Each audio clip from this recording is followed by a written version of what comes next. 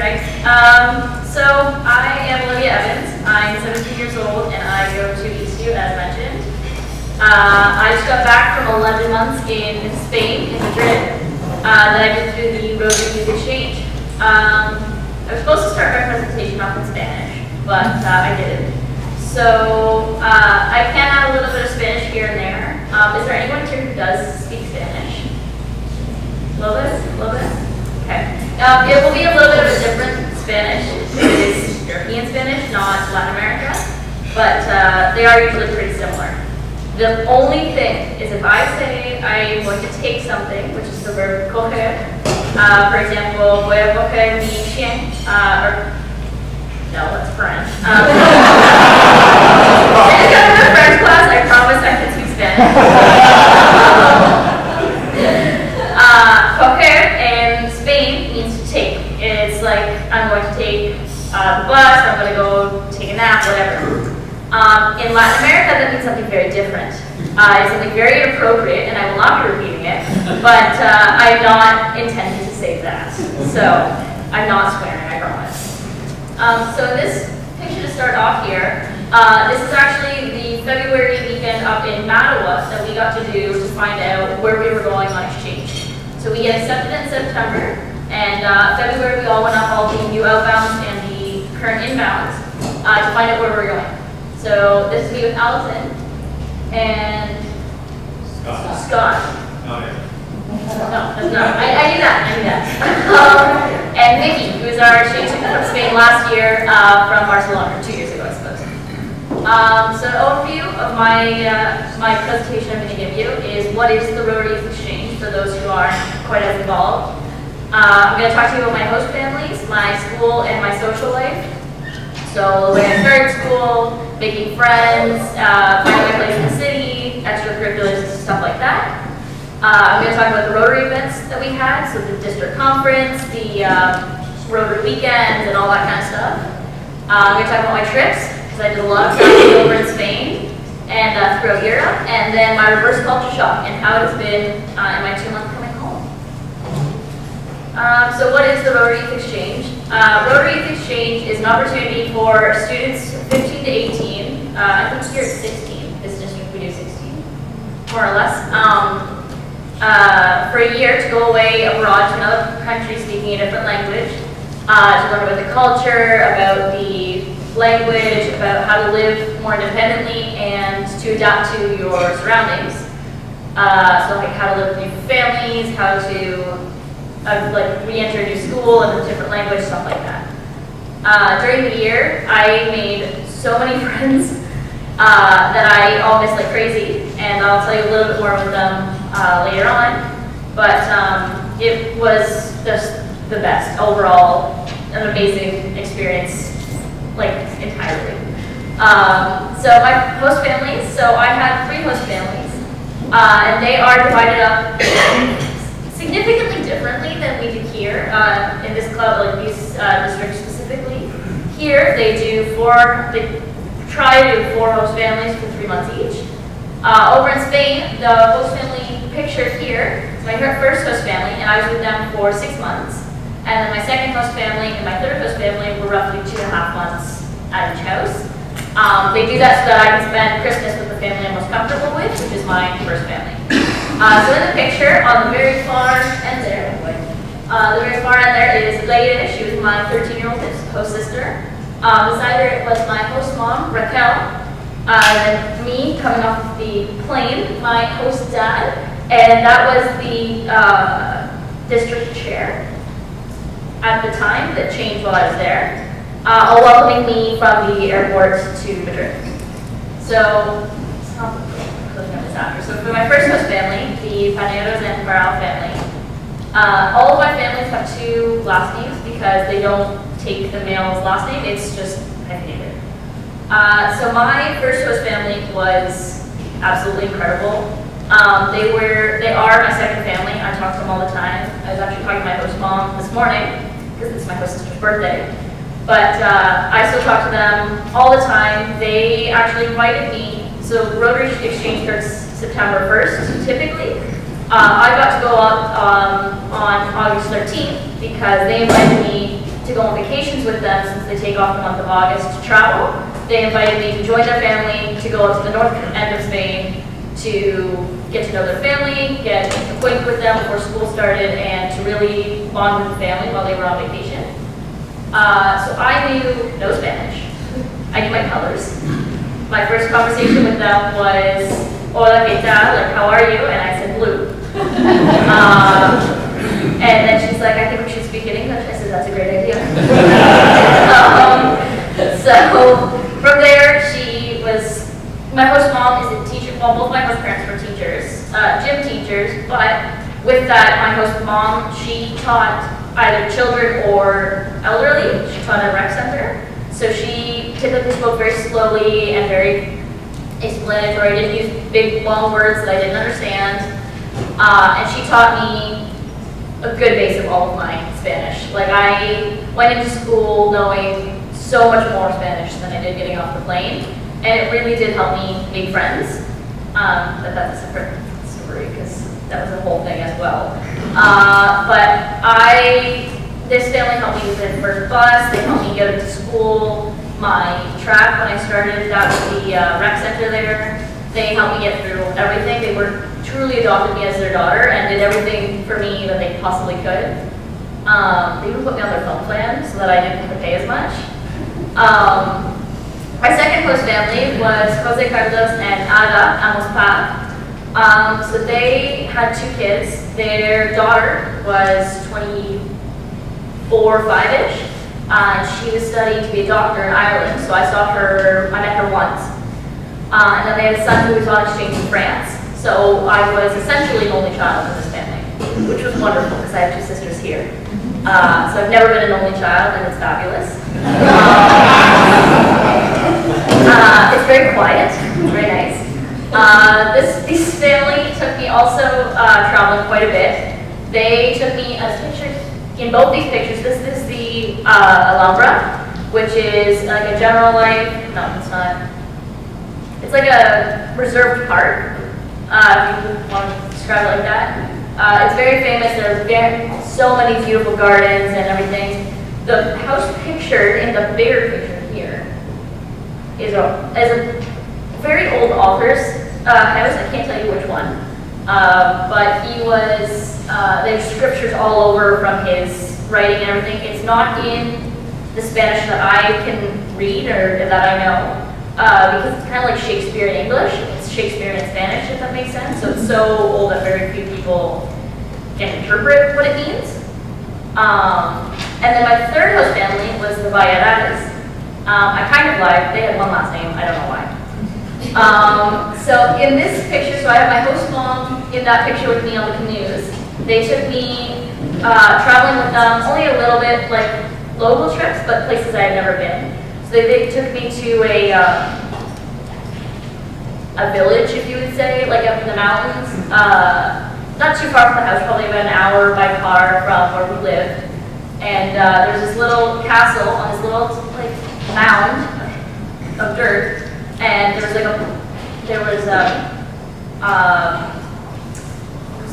there was a wall with cannons around it, and you got to canoe around the entire place. You got to see a different view from where you would, and then we went up and walked onto the actual castle and got to see from a different perspective. It was really neat. And then in the big picture there, or the other picture, the family picture, you'll actually see my mom in that one, because she came to pick me up my last 2 weeks in Spain. And this family was kind enough to let us stay with them. So we stayed with them for a total of probably a week and a half. But we had that was them making my mom paella, which is a typical Spanish meal of rice, and we did a seafood one because I don't eat meat. So we did seafood and vegetables and stuff like that. But it's very, very typical Spanish. And so they made it homemade for my mom. It's usually a huge plate, like it's the width of this table, and it's like, it's enormous. There's no such thing as a small one. So they had got the whole family together to invite my mom. This was our first day there, to invite her to welcome her to Spain with a typical lunch.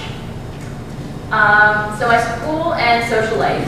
Here, up in the top corner is also at the Alhambra with my best friend Mehal. She's from Mumbai, India. and she was the other exchange student in my city. We went to the same school and rotated host families because we were the only, well, there were 4 of us in the club, but the Brazilian, she decided to go home. And the other girl from Finland was in our actual area of the city. So it was just me hauling my switching host families back and forth. But she is my absolute best friend. It's very difficult to speak with her because it's a 9.5-hour time change. But there is always a voice memo from her on my phone waiting to be opened because we talk like that. So we can hear each other still and keep talking. The other 3 pictures are of my Spanish best friends.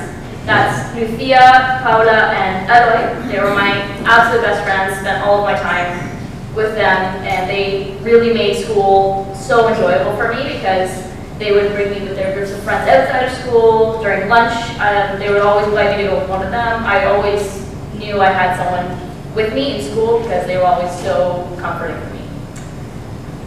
So a little bit more on my friends. What else did I just say?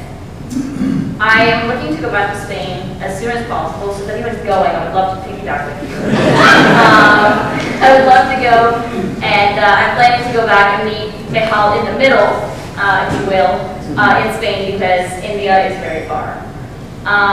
So there's pictures from Paris from the Euro tour that I'm going to talk about, and then that is my English class that I spent all year with, because the classrooms don't change, the teachers change. So I was with this group of people all day, every day for the year, which also made it very easy to make friends. But they were an amazing, they were a great group of friends. And while they helped me learn Spanish, I helped them learn the proper use of a rubber, because in British English, that is an eraser. So that was another conversation there. I was asked for a rubber in English, and I was like, what? I feel like it means something different. So these are a few more friends. I've got Brayden, who's another Canadian. Those other exchange student friends, that was from our first weekend together. And from my friend Benny when we went to Madrid. You can actually see in the background of that photo, we were on a rooftop.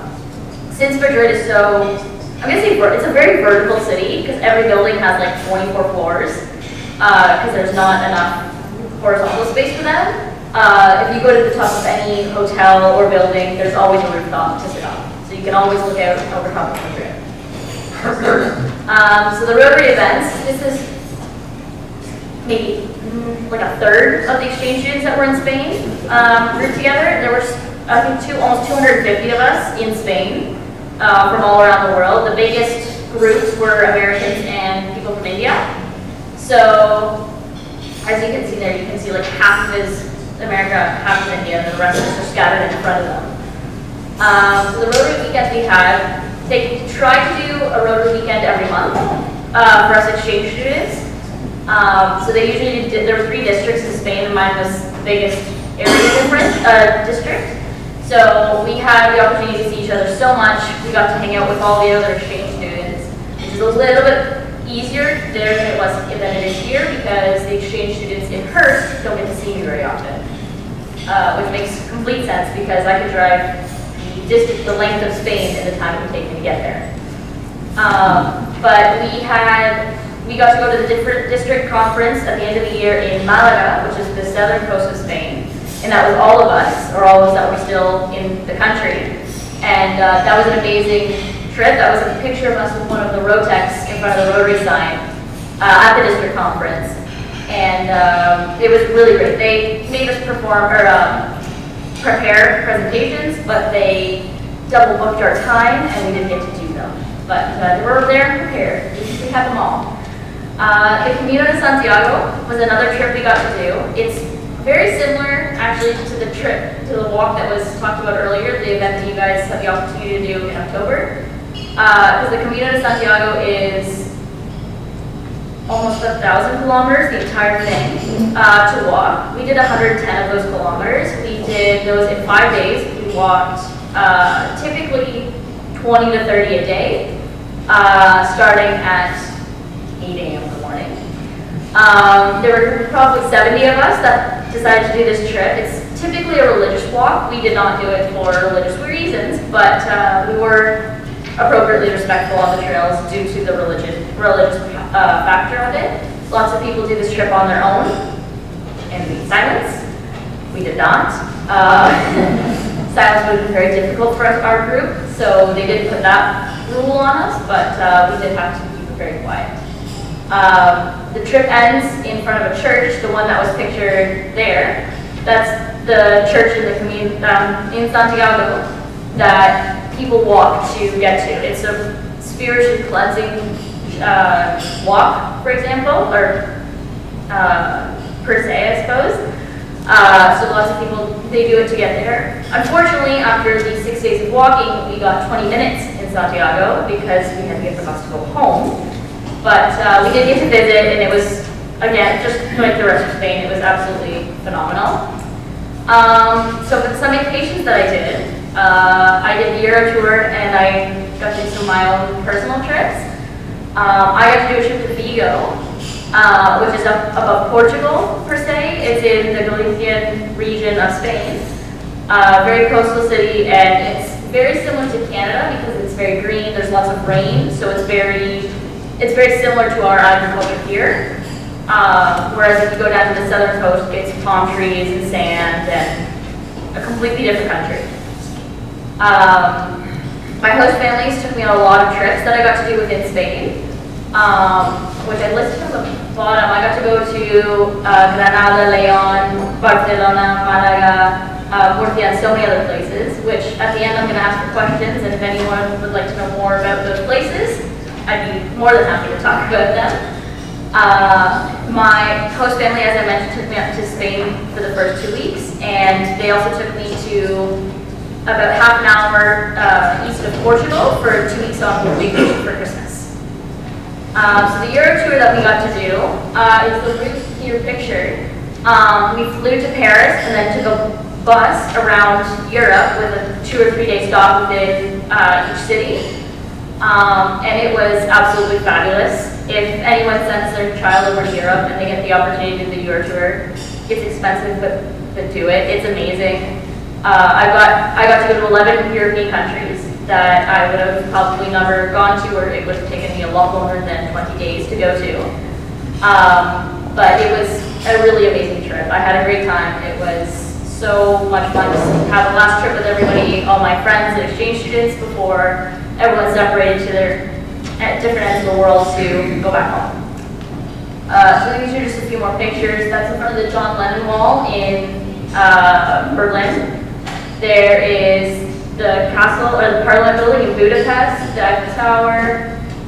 There's the Danube River, pictured from Budapest, and a little bit of Amsterdam there on that screen. So coming back is much more difficult than getting there, in my opinion. Going there, when I got to school, no one talked to me for the first week. They all thought I was Spanish and very shy. They did not realize I was an exchange student and just couldn't communicate because I spoke very little Spanish. So it took my host brother from India to text one of the girls from my class and say, hey, she's in your class, she's an exchange student, help her. That was actually my best friend Lucia that I mentioned earlier. She introduced me to the rest of the class saying she's not shy and quiet, she doesn't speak. So coming back is a little bit different because when I was away, I really only spoke to 4 friends, like 4 people that really kept in contact with me, reached out to me, and then everybody else kind of just faded away. No one just stopped talking. Well, I shouldn't say that. Very few people just stopped talking to me. But there were a couple people that just kind of faded through the first 2-3 weeks. They talked to me like crazy, and then I didn't see them or talk to them until I got home. So coming home has been more difficult than I'd like to admit. School's been very difficult. Re-acclimatizing with people that I didn't talk to while I was away. People are a little bit colder to me, if that makes any sense. But it's been okay. Studying's been fairly easy because it is in English again, but it is a little bit more difficult than I was expecting, because when Eric talked about coming back, it was, oh, you're just going to have less friends because you didn't really talk to them, you didn't see them for a year. But there are people in the hallway where I'll say, like, hi to them, I'll like smile or wave at them, and they'll just walk right past me. Like, they'll look at me and walk right past me. So that's been a little bit difficult coming back to that cold kind of shoulder, but I'm chalking it up to jealousy and leaving it at that, but it's no use in looking into that because I'll make myself crazy. But coming back otherwise, living with my family, getting back into routines and stuff. The routine part was very scary coming back to because I had a bit of a looser schedule in Spain. I just kind of went to Madrid every night and came home and went to bed, did school, and did it again. So here with working and getting back to school and actually doing homework and paying attention in class, it's been a little bit more difficult, but it has been going well. It's no big challenge that I've seen yet, but keep you posted. Yeah, other than that, everything's been really good. So some final thoughts on the exchange and all of that. It was the best year of my life. I grew up quite a bit, but I was pretty confident before I left, so that didn't really change much. So it's a completely different idea of, it's like going to university, except a lot faster and in Spanish. So it's not quite the same, but it's got the same idea where you're living not on your own, but with new people, where you're changing the way your normal routine would be to accommodate them, because they're hosting you, of course. And just finding your way around the city, my way of putting my mark in Descansos. I have a tree with my name on it that I planted, a little sapling we got to do as a Rotary event in my city. And little things like that where it was just, I'm there. And I've had so many of my counselor's family that took me to Barcelona, all of my host families, my club president, everyone's like, when you're coming back, be sure to tell me, because I want to see you kind of idea. You're more than welcome to stay with us, because we would love to host you. So it's love like that you get from, I have another home. Like, I know Barrie, but I am in Madrid. I'm always thinking about how to get back there. And it just is completely, like, my heart is there. I'm going back there the second I can, if I haven't expressed that enough. And it's the most, like, I can't recommend it enough to anybody who has children that would be interested in it, or they know someone who would be interested in it. I will do anything I can to convince them, because it is the best year of your life. Yeah. So, thank you.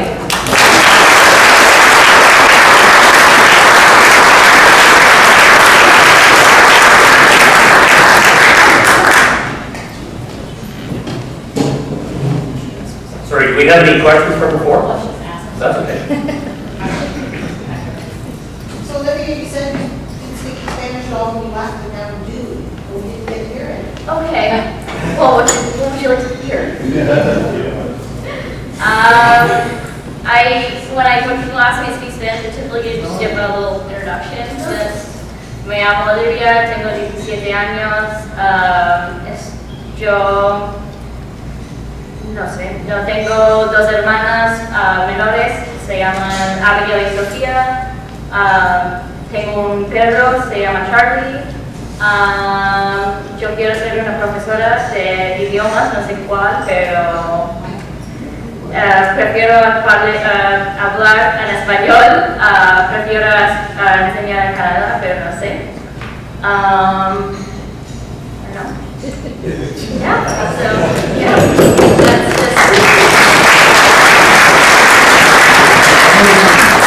as you can tell, it is very difficult to switch between Spanish and French. And I'm struggling in French class that way because I find I wrote a paper, my teacher's like, this is the wrong language. It's like, okay, I did the wrong one, I apologize, here's the new one. But like my rough copies in my French class, I'm in extended French at Eastview. My rough copies are just me underlining Spanish words I don't want to say in French anymore. They've completely overlapped and one has stepped on the other. So, yeah.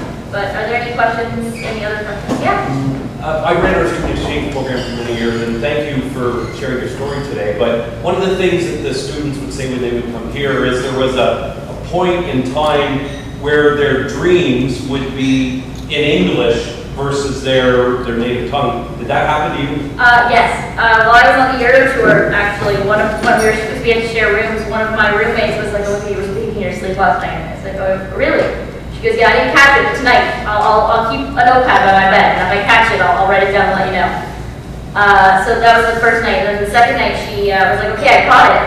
And I said, "Okay, well, what did I say?" She says, "Well, first you said, of course I want the animal crackers. Give them to me." And the other one was a couple of sentences in Spanish. It was actually the same thing in Spanish. Que sí, quiero los crackers. Dámelos. Very angry, I might add. Apparently, I was very angry. Would not give me crackers. And then another simple Spanish sentence. But I did find that I was thinking in Spanish. And I had a really hard point. Actually, I did online English when I got back. And my grade dropped significantly from my grade 11 English course because I couldn't articulate grade 12 English words. I couldn't get my language back to the way it was before I left, because in Spain, very few people speak English. I was fortunate that my first host mom spoke in English. She studied abroad as well, but I had to learn Spanish or I was not allowed to, I couldn't communicate. So coming back to seeing, like I remember the car ride home, I was like, signs in English. That is just important, sign in English. And they're like, because I'm just so used to hearing Spanish all the time, seeing Spanish everywhere, speaking in Spanish all the time. So coming back to English was a little bit harder than I expected. And I didn't really realize that until I did my English class. And I was like, oh, well, I don't really know how to say that. And my teacher kept saying that I wasn't saying things in grade 12 English. And I said, well, what English am I speaking in? She's like, grade 9, 10. I said, oh. Okay. So I had to reach out to a couple friends for help, but it was definitely part of the reverse culture shock, speaking in English again. Which shows that I learned Spanish. I was there, I promise. Are there any other questions? I think we're out of time, Olivia, but it's my honor to thank you on behalf of the club. Obviously, I've gotten to know Olivia a little bit over the course of her exchange process. Olivia, you applied twice, right? I did. Yeah, I did. Olivia and Jason were one of those the kids we encouraged to apply when they were still in grade 9, knowing that they would have time to come back. So it was great to watch their journeys as they grew up in Rotary, grew up with Interact, grew up with RILA, Adventure in Citizenship, and really learned a lot before they went overseas. As Mike said, we've just sent out the information to remind you to think about your networks. Anybody not convinced that they would love to see somebody in their circle go on exchange? Because I think Olivia's done a great job of showing us the value. Seeing Olivia land in Spain, we touched base on a regular basis while she was overseas to see what was going on, whether there was any coaching that she needed. She didn't need much coaching, but it was a real pleasure to see such a successful exchange. A couple of little points for the club. One thing I really noticed in Olivia's talk was the value of hosting. We do not have nearly enough people that have learned the value of hosting in our club. So we would love you to think about hosting. Olivia mentioned the fact that it's not always about having kids in the house. Her only child experience was also valuable. And I know many of you have declined hosting because of not having kids around. But if there's anybody here that's in the Eastview School District in particular, thinking of hosting, we would love to keep you in mind for future years. And she also really talked about the value of exchange friends. And I think we sometimes forget about that. We think about going on exchange as a chance to learn the language, but the reason for Rotary Exchange to work the way it does is because you meet dozens or hundreds of kids from other countries, not just from Spain. And that cross-pollination of culture is really what makes Rotary's Exchange a peace-building initiative. So I really want to thank Olivia for teaching us a little bit more about the value of Rotary's jewel in the crown. I hope we see lots more of you in your Rotary career.